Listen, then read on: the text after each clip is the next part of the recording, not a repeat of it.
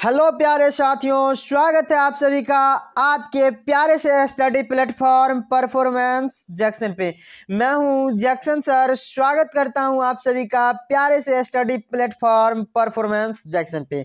आइए दोस्तों, आज हम लोग क्लास 10th के विषय में चर्चा करेंगे, यानी कि हम लोग देखेंगे क्लास 10th के हिस्ट्री को, जिसमें हम लोग चर्चा करेंगे चैप्टर फर्स्ट के बारे में। और मैं आपको चैप्टर फर्स्ट जो है, अपना पहला चैप्टर जो है यूरोप में राष्ट्रवाद, इसका मैं आपको एकदम लाइन बाय लाइन सॉल्यूशन दे चुका हूं, यानी कि लाइन बाय लाइन आपको पढ़ा चुका हूं। और मैं बताया था आपको कि मैं आपको फ्री ऑफ कॉस्ट यहाँ पे लाइन बाय लाइन भी पढ़ाऊंगा, उसके बाद आपको ऑब्जेक्टिव भी दूंगा और आपको दे दूंगा सब्जेक्टिव भी। तो मैं अपने वादे के मुताबिक कार्य कर रहा हूँ और आप भी अपने वादे के मुताबिक 100% अपने टारगेट के प्रति लगे रहिए। ओके, हम लोग आइए चलते हैं और देखेंगे शॉर्ट टाइप सब्जेक्टिव क्वेश्चन को, और बेहद अच्छे ढंग से हम लोग आज के इस सेशन में देखेंगे किसको, तो सब्जेक्टिव टाइप प्रश्न को। तो इससे पहले मेरे भाई, आप अगर चैनल पर पहली बार आ रहे हो तो चैनल को सब्सक्राइब कर लेना, क्योंकि इस तरह का आपको हेल्पफुल वीडियो यहाँ पर एकदम निःशुल्क दिया जाता है और आपको क्वालिटी और कंटेंट 100% यहाँ पर प्रोवाइड करवाया जाता है। मैं आपको यहाँ पर सब्जेक्टिव जो लेकर के आया हूँ, यहाँ पे आपको सब्जेक्टिव किस में मिलेगा, तो क्वेश्चन बैंक से मिलेगा। आपको मोस्ट इंपोर्टेंट सब्जेक्टिव ला करके मैं यहाँ पर दे रहा हूँ। और एक और वीडियो होगा तो मैं सब्जेक्टिव का लाऊंगा और ऑब्जेक्टिव का भी, जिससे मैं ये चाहता हूँ कि इस बारी 2025 में मेरा टारगेट बैच जो मैं लेकर के आ चुका हूं 2025 के लिए, उसमें आपको एकदम निःशुल्क 100% क्वालिटी वाली आपको यहां पर शिक्षा दी जाए।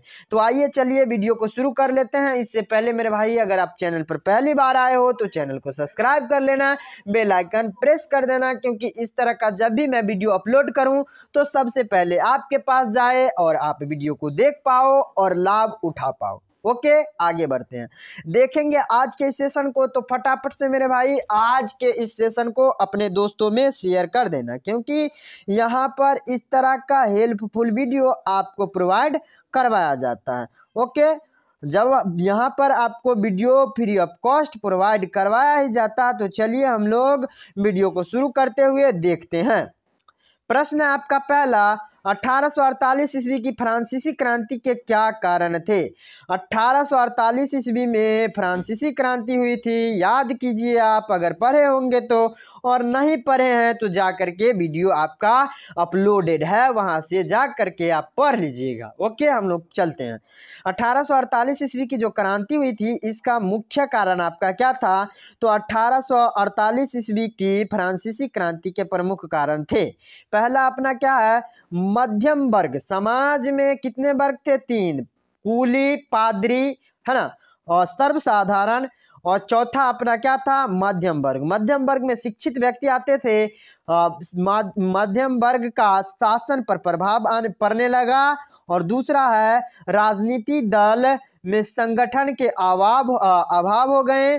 समाजवाद का प्रसार हुआ।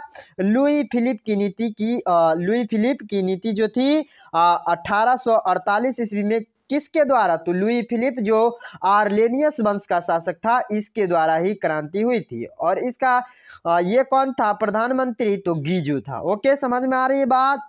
पढ़े होंगे तो अच्छे ढंग से समझ पा रहे होंगे, नहीं भी पढ़े हैं तो यहाँ पर मैं आपको समझाने का प्रयास कर रहा हूँ, समझते रहिए। इस क्रांति का सबसे प्रमुख कारण लुई फिलिप की नीति और जनता के प्रति असंतोष था। इसका जो प्रधानमंत्री था, ये पूर्ण रूपेण पुरातनपंथी व्यवस्था को ही स्थापित करना चाहता था, जिस कारण क्या हुआ, तो लोग उब गए, लोग क्या हुआ, तो खिन्न हो गए।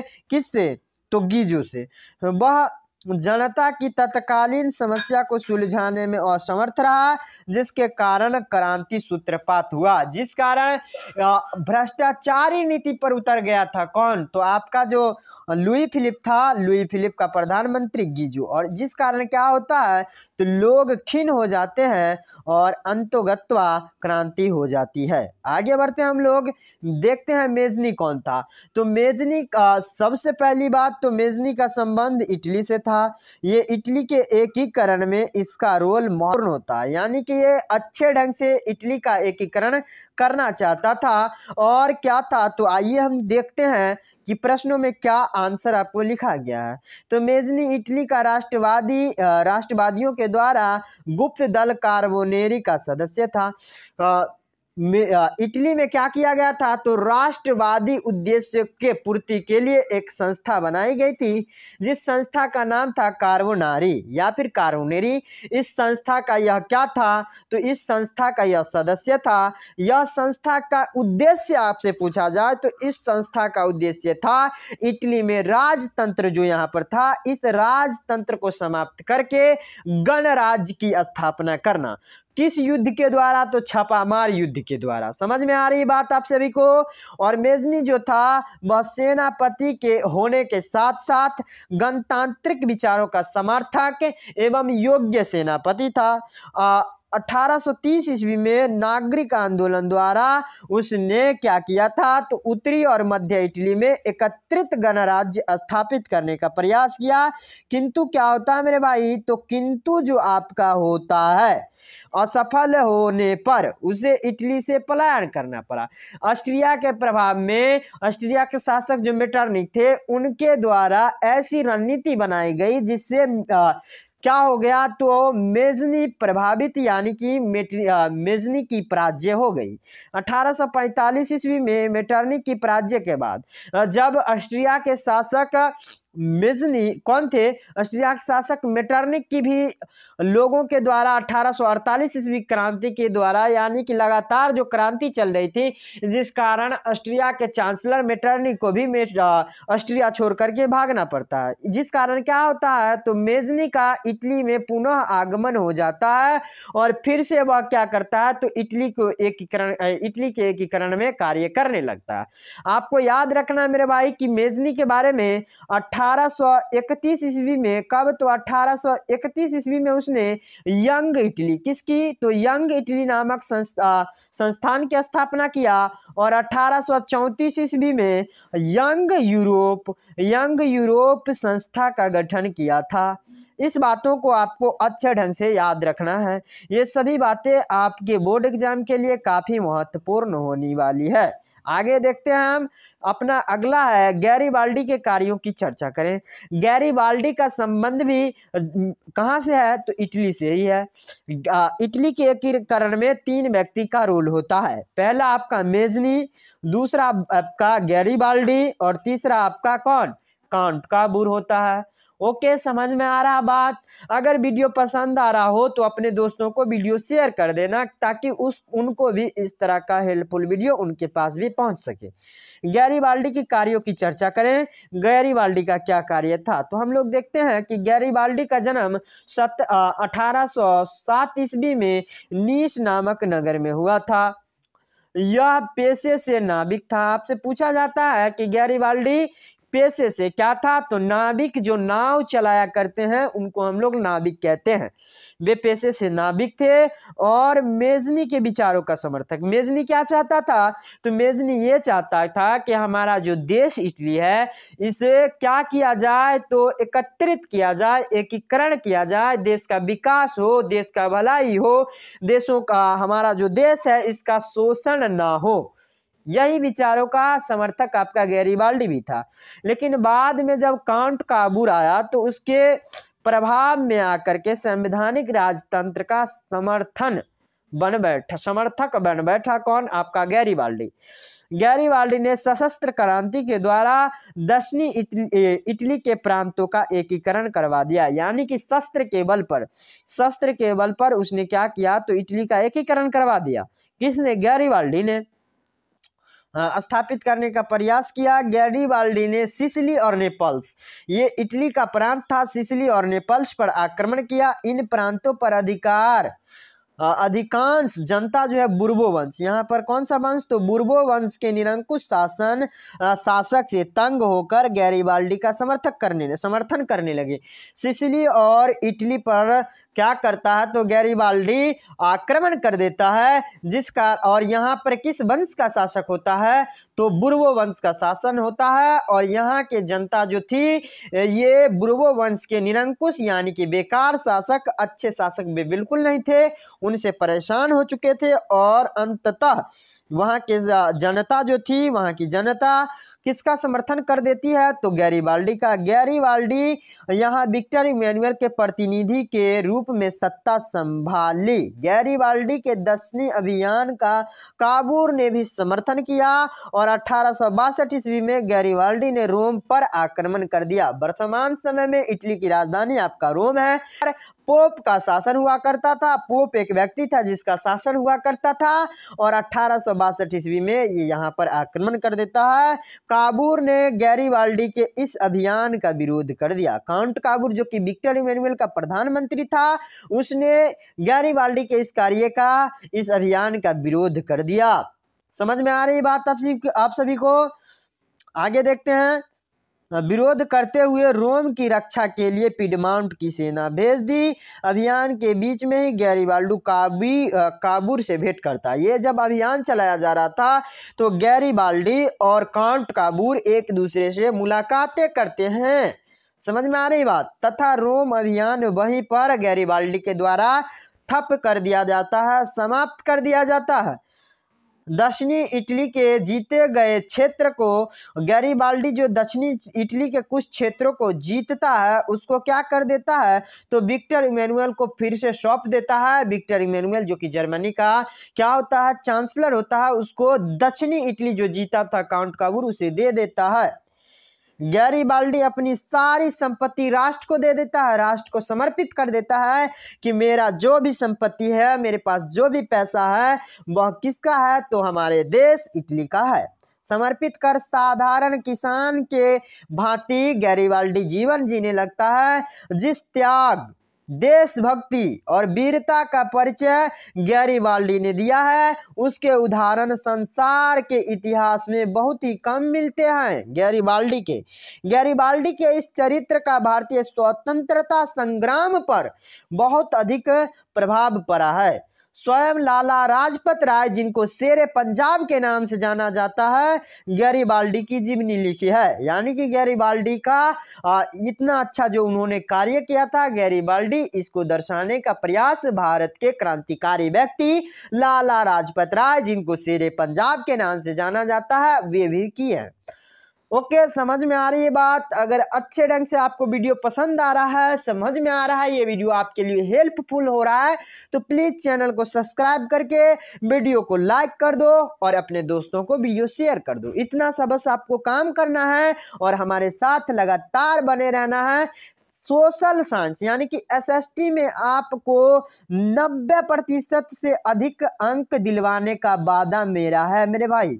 आपको मैं इतना नंबर एकदम आसानी से दिलवाऊंगा जिसके लिए मैं लगातार आपके लिए प्रयास कर रहा हूं। तो आप मेरे साथ बने रहिए जिससे आप अच्छे ढंग से सीख पाएंगे। अगला अपना प्रश्न, इटली जर्मनी के एकीकरण में ऑस्ट्रिया जो एक अलग ही देश होती है उसकी क्या भूमिका होती है, इसके बारे में आपको बता देना है। तो चलिए शुरू कर लेते हैं और देखते हैं कि ऑस्ट्रिया की क्या भूमिका है इटली और जर्मनी के एकीकरण में।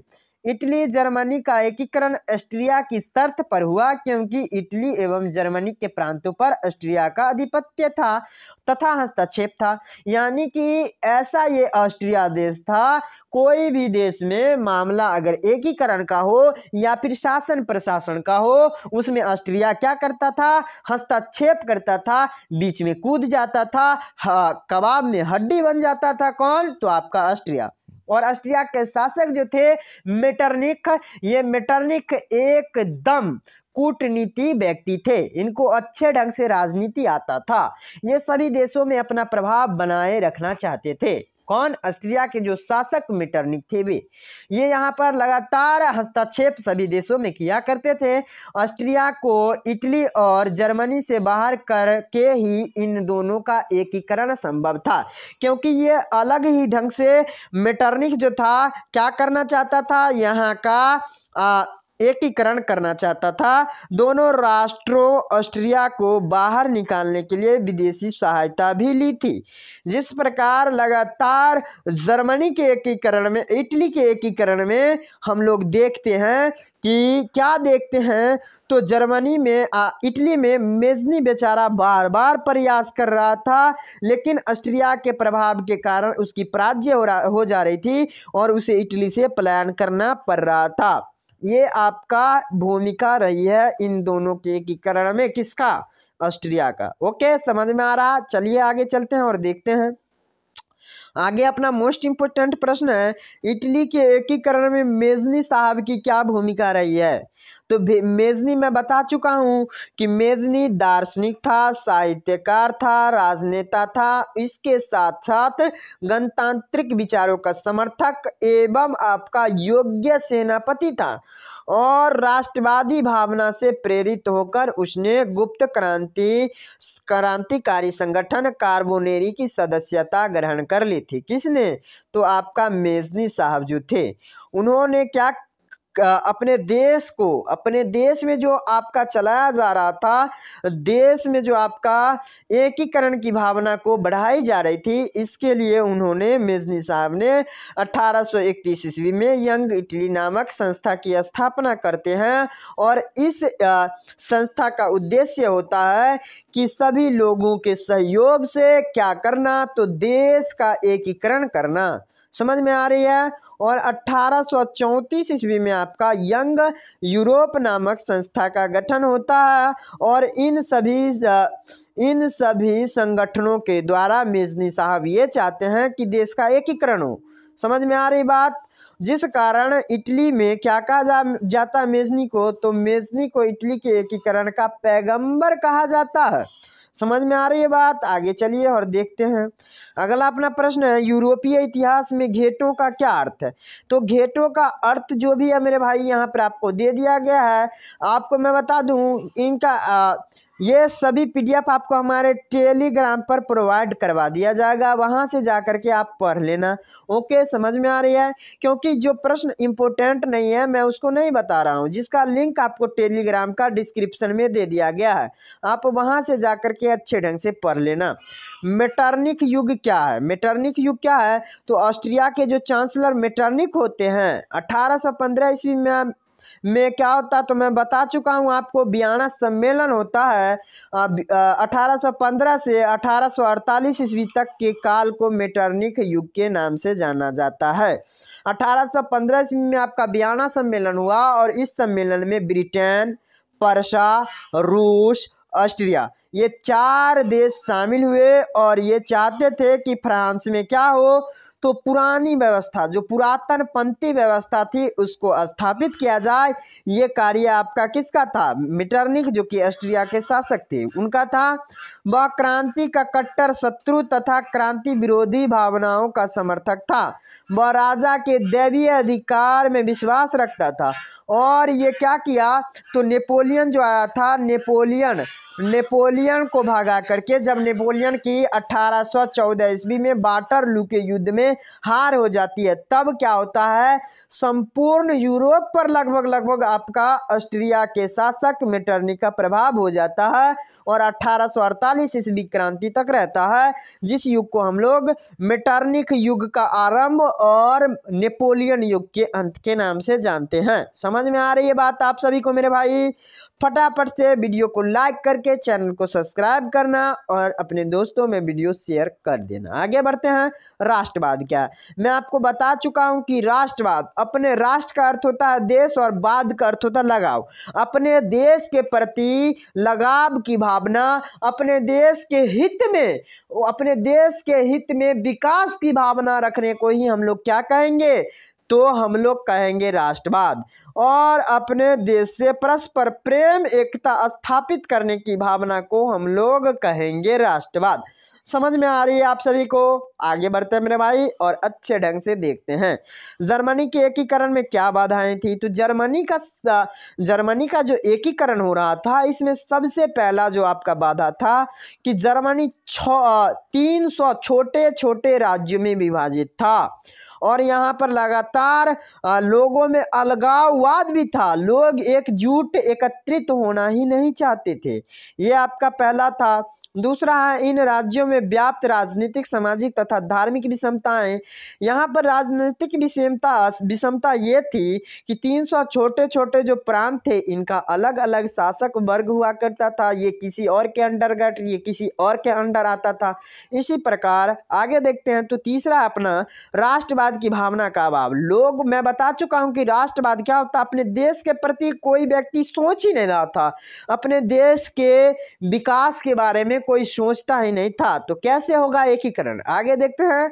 ऑस्ट्रिया का हस्तक्षेप। ऑस्ट्रिया का लगातार हस्तक्षेप यहाँ पर हो रहा था। मेटरनिक की क्या हो रही थी? मेटरनिक की प्रतिक्रियावादी नीति के तहत इटली का एकीकरण ये चाहता ही नहीं था और नहीं होने दे रहा था। समझ में आ रही है बात? अच्छे ढंग से चलते हैं आगे। और अगला प्रश्न है, यूरोप में राष्ट्रवाद को फैलाने में नेपोलियन बोनापार्ट किस प्रकार सहायक रहा? जो भी आपको यहाँ पर दे रखा गया है आप पढ़ लेंगे और मैं बता देता हूँ सीधे सीधे कि अप्रत्यक्ष रूप से यानी कि इनडायरेक्ट रूप से इटली और जर्मनी में नेपोलियन बोनापार्ट ने उनमें इन देशों में क्या किया? तो राष्ट्रीयता को उभारने का प्रयास किया, राष्ट्रीयता को आगे ले जाने का प्रयास किया था। आगे चलते हैं। दोनों राज्यों को एक संगठित राजनीति रूप देने का प्रयास नेपोलियन के द्वारा किया गया। दोनों देशों में राष्ट्रीयता की भावना को जागृत करने का प्रयास आपका नेपोलियन बोनापार्ट के द्वारा किया जा रहा था। नेपोलियन ने समानता व भ्रांति यानी कि नेपोलियन ये चाहता था कि मैं लोगों को स्वतंत्रता दूं, लोगों के बीच समानता स्थापित करूं, जिससे क्या हो? तो नया समाज का निर्माण हो, नवीन समाज का निर्माण हो, देश में कर दिया जाए। क्या? यानी कि इस प्रकार देश में इन नया समाज निर्मित कर दिया जाए। समझ में आ रही है? इस दृष्टिकोण पर नेपोलियन को क्रांति का वास्तविक अग्रदूत कहते हैं, जिसने यूरोप में दो राष्ट्रों को संगठित करने की प्रेरणा दी। किसने? तो नेपोलियन बोनापार्ट ने। आगे चलते हैं और शीत युद्ध देखते हैं। तो शीत युद्ध के बारे में आपसे नहीं पूछा जाएगा। कहाँ? तो 10th में। ये आपका 12th का चैप्टर, ये आपका 12th का प्रश्न है। लेकिन एक बार अगर आप देख लेते हैं, आपके पास 1 साल है अभी, आप हमारे टेलीग्राम पर जाइए, टेलीग्राम ग्रुप पर परफॉर्मेंस जंक्शन सर्च करके जुड़ जाइए, अन्यथा लिंक है आपको हमारे डिस्क्रिप्शन में, वहाँ से जा सकते हैं। तो आप वहाँ जाकर के एक बार पढ़ लेंगे तो ये आपको खराबी नहीं करने वाला। आगे चलते हैं। फ्रांस की जुलाई 1830 ईस्वी क्रांति का फ्रांस की शासन व्यवस्था पर क्या प्रभाव पड़ा? तो हम देखते हैं कि यहाँ पर जो 1830 ईस्वी में क्रांति हुई थी, चार्ल्स 10वां के प्रतिक्रियावादी शासन का अंत हो जाता है। बुर्बो वंश जो का क्या था? बुर्बो वंश के स्थान पर आर्लेनियस वंश को सत्ता सौंप दी जाती है और चार्ल्स 10वां का जो प्रधानमंत्री पोलैगनक होता है वह भी एकदम ही खत्म व्यक्ति था, जिस कारण क्रांति करना पड़ा था लोगों को। इस वंश के शासक ने उदारवादियों तथा पत्रकारों तथा पेरिस की जनता के सहयोग से लुई फिलिप जो कि आर्लेनियस वंश का शासक था, इसके आधार पर वह शासक बनता है, सत्ता हासिल करता। उसने इनको यानी कि उदारवादी व्यक्ति जो थे इनको ही ज़्यादा तवज्जो दिए। किसने? तो लुई फिलिप ने, यानी कि जिसके समर्थक से वह राजा बना था उसको ज़्यादा ध्यान देता था और जिस कारण क्या हो गया? तो 1830 ईस्वी क्रांति का ये सभी आपका रिलेशन है। आगे देखते हैं 1830 ईस्वी क्रांति के प्रभाव। तो 1830 ईस्वी की क्रांति के हम लोग प्रभाव की चर्चा करते हैं, प्रभाव की बात करते हैं। तो 1830 ईस्वी क्रांति का प्रभाव यह रहा कि इसने देश में कट्टर राज यानी कि कट्टरवादी जो भी थे, कौन? चार्ल्स 10वां, इसके शासन का अंत 1830 ईस्वी क्रांति के द्वारा कर दिया गया। दूसरा आपका हम लोग कह सकते हैं कि फ्रांसीसी क्रांति का जो भी उद्देश्य था उसको फिर से जीवित करने का प्रयास 1830 ईस्वी क्रांति का था। और वियना सम्मेलन लाया गया था 1815 ईस्वी में, उसका जो भी उद्देश्य था उसको निर्मूल सिद्ध करना इसी क्रांति का कार्य था। और आपका मैं बता दूं कि यहाँ पर तो आप देख पा ही रहे हो। और ये एक और था कि बुर्बो वंश, बुर्बो वंश जो है, इस वंश के स्थान पर आर्लेलियस वंश का उदय।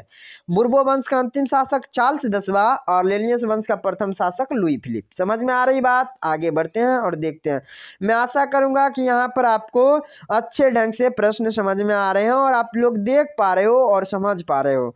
ये प्रश्न आपका उतना इम्पोर्टेंट नहीं है, फिर भी आप देख लेंगे। तो चलिए हम लोग चलते हैं आगे और देखते हैं लौह एवं रक्त की नीति। क्या देखते हैं? लौह एवं रक्त की नीति का क्या है? लौह एवं रक्त की नीति क्या है?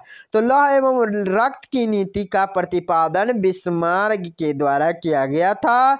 इस नीति के अनुसार सैन्य शक्ति की सहायता से जर्मनी का एकीकरण करना था। यानी कि नहीं कहते हैं कि लात का भूत अगर बात से ना माने तो लात मार ही देना चाहिए, यही कहना था कि लौह एवं रक्त। अगर जर्मनी का एकीकरण सही ढंग से बातों से नहीं होता है तो अंतोगत्वा हमें लौह एवं रक्त की नीति अपनानी पड़ेगी। यानी कि खून खराबा करना पड़ेगा, युद्ध होना ही होगा, यानी कि युद्ध भी करना पड़ेगा, तभी जाकर के जर्मनी का एकीकरण होगा। ये बिस्मार्क का कहना था, जिस संदर्भ में लौह एवं रक्त की नीति का प्रतिपादन किया गया था। आगे देखते हैं। और मैं बता चुका हूं आपको अच्छे ढंग से कि इटली के एकीकरण की बाधा क्या थी। तो इटली के एकीकरण की बाधा ये थी, सबसे पहली बात आप देखेंगे तो ये यहाँ पर सार्डिनिया पिडमॉन्ट जो था, यहाँ के शासक चार्ल्स एल्बर्ट थे। कौन थे? चार्ल्स एल्बर्ट थे। और रोम का शासक पोप था, रोम का शासक पोप था। और मेजनी इधर देश के प्रति लगा हुआ था और उस तरफ आपका ऑस्ट्रिया के प्रभाव में संपूर्ण इटली था, जो कि अपने अपने मत के अनुसार क्या करना चाहते थे? तो इटली का एकीकरण करना चाहते थे, जो कि मूल रूप से इटली के एकीकरण का बाधा था। समझ में आ रही है बात? आगे बढ़ते हैं। अगर आप नहीं देखे हो तो वो वाला वीडियो देख लेना, तभी आपको अच्छे ढंग से समझ में आएगा। हंगरी के राष्ट्रीय आंदोलन में कुसूत के योगदान का वर्णन करें। ये भी उतना इम्पोर्टेंट नहीं है, तो एक बार आप देख लेना, आपको ज़्यादा मज़ा आने वाला है। जुलाई 1830 ईस्वी की क्रांति का क्या प्रभाव रहा? तो जुलाई 1830 ईस्वी क्रांति का ये प्रभाव रहा कि बुर्बो वंश के अंतिम शासक चार्ल्स 10वां जो था, एक निरंकुश एवं प्रतिक्रियावादी शासक था। उसने फ्रांसीसी राष्ट्रीयता तथा जनतंत्रवादी भावनाओं को दबाने का प्रयास किया, संवैधानिक लोकतंत्र की राह में, जिस कारण कई गतिरोध, कई रुकावटें उत्पन्न हो गई। उसने प्रतिक्रियावादी व्यक्ति जो पोलेगनिक था, इसको प्रधानमंत्री बना दिया। और जिस कारण क्या होता है, तो यहाँ पर आपका क्रांति शुरू हो जाता है। कब? तो 1830 ईस्वी क्रांति के नाम से हम जानते हैं। और अच्छे ढंग से यहाँ पर आपको बताया गया है 1830 ईस्वी क्रांति के बारे में। तो उदारवादियों को दबाने का प्रयास पोलेगनिक लगातार कर रहा था, जो कि फिर से फ्रांस में पहले से जो चली आ रही व्यवस्था थी, उस व्यवस्था को पोलेगनिक लागू करना चाहता था। फलतः अध्यादेश के विरोध में पेरिस में, फ्रांस की राजधानी पेरिस में क्रांति की लहर दौड़ जाती है और फ्रांस में 28 जुलाई 1830 ईस्वी से गृह युद्ध आरंभ हो जाता है।